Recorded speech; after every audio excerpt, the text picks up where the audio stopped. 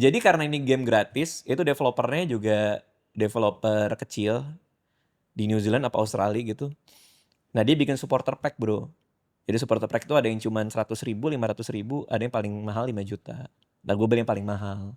Jadi gue bayar buat support mereka, mereka dapat 5 juta. Sebagai timbal baliknya mereka ngasih gue armor. Oke. Jadi, nah gue suka spending yang kayak gitu. Oke. Yang ada story-nya, yang ada nilainya, dan gue bisa ngerasain ini worth it apa enggak buat gue. Oke. Siapa yang ngerasa itu worth it 5 juta? Armor buat di game doang gak bisa dipakai kemana-mana. Tapi kalau buat gue, itu termasuk yang paling valuable buat gue. Oke. Kita mungkin masuk ke dana pensiun Bang, dalam pengumpulannya. Kan selesai Yeah. berarti 2019. Waktu itu Bang Radit tuh ada angkanya nggak? Kira-kira untuk di Indonesia, untuk skala Bang Radit ini, per bulannya harus berapa tuh ada angkanya? Kalau kita pakai hitungan klasik ya, itu Untuk kan spendingnya untuk Bang Radit, angka segini tuh udah aman. Karena kan biasa Bang Radit ya, pakai 4% rule ya. ya, Berarti kali 12 kali 25. Contoh misalnya mau 500 juta nih per bulan untuk bisa withdraw 4% itu berarti harus punya portofolio sekitar 150 M. ya Gitu kali kan. 25 tuh. Iya.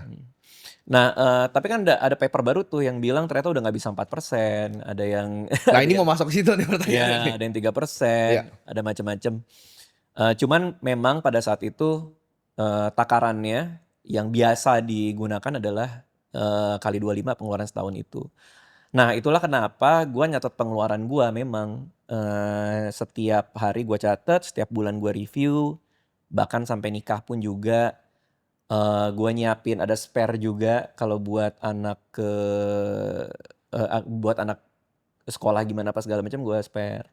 Tapi memang pada saat itu perencanaan gue anak gue satu yang buat dana pendidikannya yang gue Iya. masukin di perhitungan dana pensiun juga, salah satu komponen kan dana pendidikan.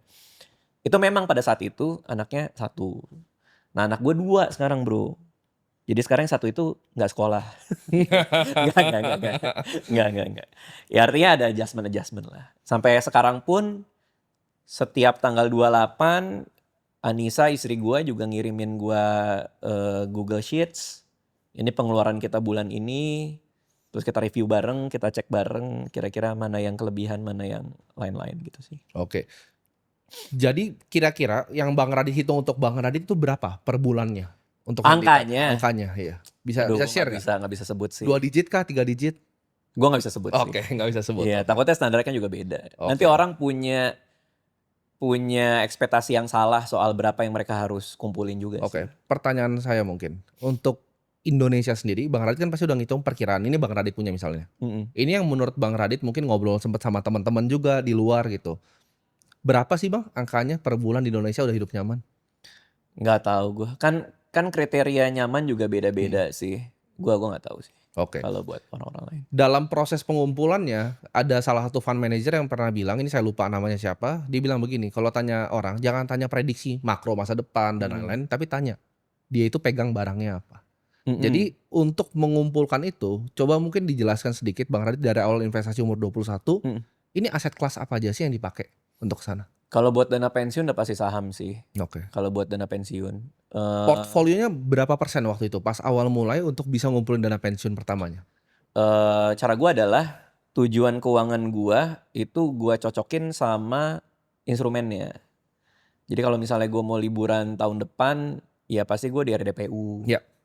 Kalau misalnya gue mau ganti mobil, ya mungkin ke obligasi atau reksadana pendapatan tetap.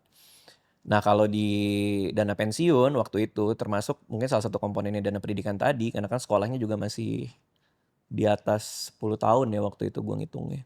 Itu masuknya memang di aset kelasnya di saham. Berapa persen Bang di saham waktu itu? Untuk dana pensiun 100%. 100%. Oh, jadi Bang Radit tuh pos-posin aja dana pensiun 100% saham, mau ganti mobil misalnya pakai yang pendapatan tetap dan money market tuh pakai buat yang short term gitu ya. Iya, artinya makanya gue nggak bikin komposisi aset gue segini, makanya obligasi harus berapa persen apa segala macam. Gue nggak bikin komposisi itu. Gue sesuai dengan tujuannya.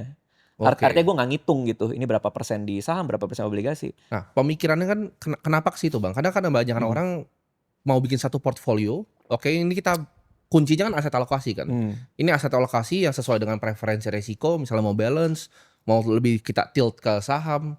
Kenapa harus dipos-posin ibaratnya mental accounting begitu Bang? Kenapa nggak satu pot? Iya, itu kan karena Vanguard juga punya tuh. Ya, Dia punya. ETF yang Yes. mendekati pensiun dia makin banyak Makin ke gede obligasi bonusnya, kan. iya. Ke obligasi. Iya bener, gua Target dated funds apa namanya. namanya? Target dated fund. Target Date Funds. Kenapa kayak gitu? Karena pertama gue diajarinnya dari awal kayak gitu. Gue belajarnya juga kayak gitu dan buat gua itu menjadi masuk akal karena uang itu gua kaitkan sama tujuan investasinya. Oke. Jadi buat gue tuh jadi lebih masuk akal gitu. Uang tuh harus punya tujuan buat gue. Kalau enggak, nanti gue ngawang jadinya. Oke, dengan risk profile gue, makanya obligasinya aturan 30%, RDPU-nya harusnya 10%, sisanya saham. Dengan risk profile, biasa kan kayak gitu kan, Ya. risk profile-nya ini berarti asset allocation yang dibagi-bagi gitu. Tapi kan tujuannya jadi gue nggak tahu gitu. Apa sih maksud gue? Kalau misalnya gini, kenapa nggak tujuannya misalnya let's say Bang Radit tadi mau ada short term dan lain-lain. Kalau misalnya ini Ray Dalio kan bilangnya punya fondasi dulu tuh biasanya. Iya, Jadi iya. misalnya punya money marketnya 5 tahun lah buat hidup, emang panjang banget gitu. Nah kalau ada kebutuhan apapun ngambilnya dari sini. Abis itu baru mulai main gamenya bikin portfolio. Kenapa nggak begitu? Nah kan sama berarti. Gue punya dana darurat yang mungkin ada di RDPU atau deposito. Tujuannya buat dana darurat, which is pengkalinya terserah mau 6 atau Ya. setahun. Baru uangnya sesuai tujuan-tujuan lagi kan. Oke, Jadi kan di sama aja tujuannya. sebenarnya. Oke. Kan Ray Dalio juga punya yang all weather. Ya itu udah bisa dibeli sekarang, ETF-nya udah ada. Oh ya, Iya. Dia bikin tuh buat publik sekarang. iya yang all weather itu kan. Iya. Always tikernya.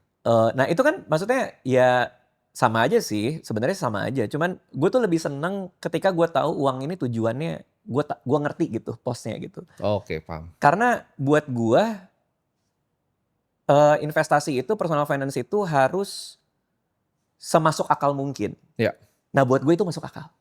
Oke, paham. Ngerti gak sih maksud gue? Paham. Ya gitu sih. Nah, untuk kalau misalnya waktu itu kita mungkin ngomong untuk dana pensiun berarti mostly 100% berarti tiltnya ke saham ya. Betul. 100% equity portfolio itu kita nggak ngomongin lah, kita nggak ngomongin ticker di sini dan lain-lain. Cuman thought proses dalam investasi apa? Apakah Bang Radit penganut John Bogle kita pure indexing? Apakah Bang Radit waktu itu untuk ngumpulinnya oke stock picking sedikit-sedikit? Apa sih metodologinya? Dari masa muda sampai ke sekarang gue banyak nyoba kombinasi-kombinasi sih, macam-macam sih. Ada yang ya seperti lazimnya orang baru nyebur ya, ada yang talk value awal-awal, which is lo juga ya waktu dulu kan. Ada yang memang gue coba di reksadana indeks. Gue nyampur sih sebenarnya. Oke. Jadi dana pensiun itu masih dibiarin running sampai sekarang? Sampai sekarang masih.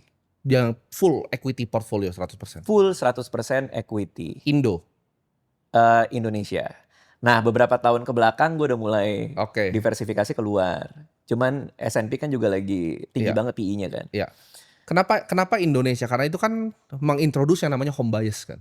Betul, sama risk dolarnya juga kan. Pasti. Karena inflasi, Betul. melawan inflasinya kan. Karena kalau kita lihat ETF-nya Indonesia yang dari BlackRock punya, kan ada namanya EIDO tuh, MSCI Indonesia, itu flat dari 2013 sampai sekarang.